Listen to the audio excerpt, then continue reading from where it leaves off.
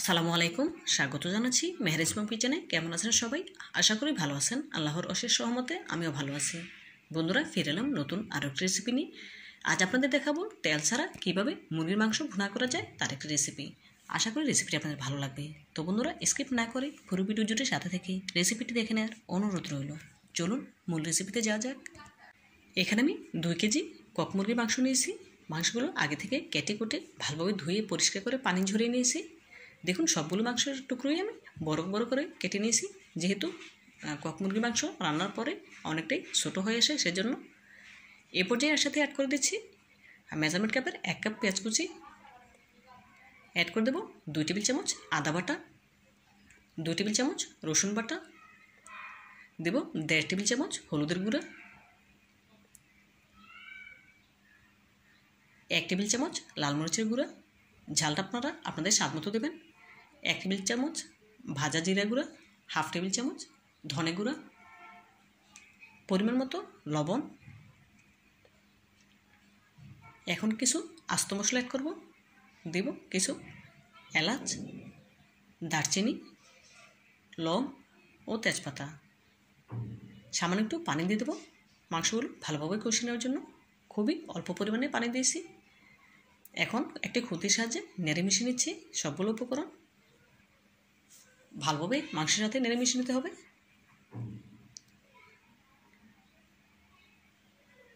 দেখুন বন্ধুরা, মিশিয়ে নেওয়া হয়ে গেছে। এই পর্যায়ে ঢাকনা দিয়ে ঢেকে চুলাটা অন করে দিয়েছি। চুলার আঁচ হাই হিটে আছে।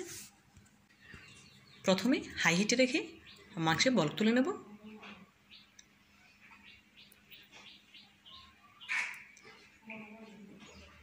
দেখুন বন্ধুরা, মাংসে বলক চলে এসেছে।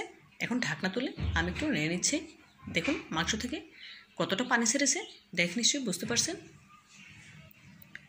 এখন একটি খুঁতির সাহায্যে নেড়ে নিচ্ছি।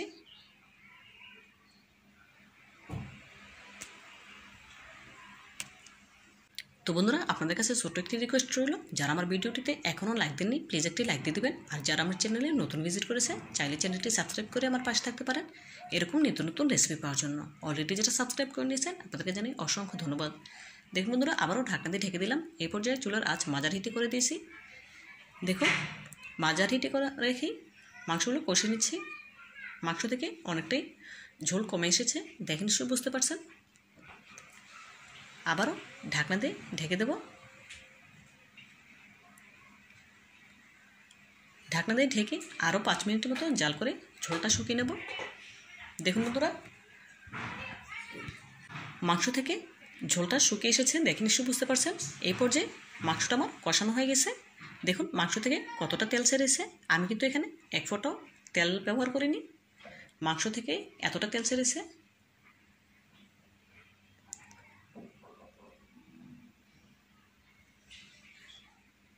এই পর্যায়ে এর সাথে অ্যাড করে দেব 1 লিটারের মতো ফুটন্ত গরম পানি।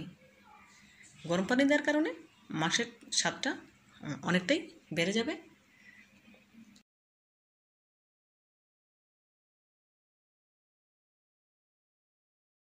দেখুন, একটু নেড়ে চেড়ে আবারও ঢাকনা দিয়ে ঢেকে চুলার আঁচ মিডিয়াম হিটে করে দিয়েছি। মিডিয়াম হিটে রেখেই মাংসটা রান্না করা হয়ে গেছে। দেখুন ঝোলটা অনেকটা কমে এসেছে, দেখে নিশ্চয়ই বুঝতে পারছেন। এই পর্যায়ে চুলাটা আমি বন্ধ করে দেব। দেখুন মাংসটা কত সুন্দর হয়ে সেদ্ধ হয়েছে। এখন চুলা থেকে নামিয়ে একটি সার্ভিং বলে সার্ভ করে নেব।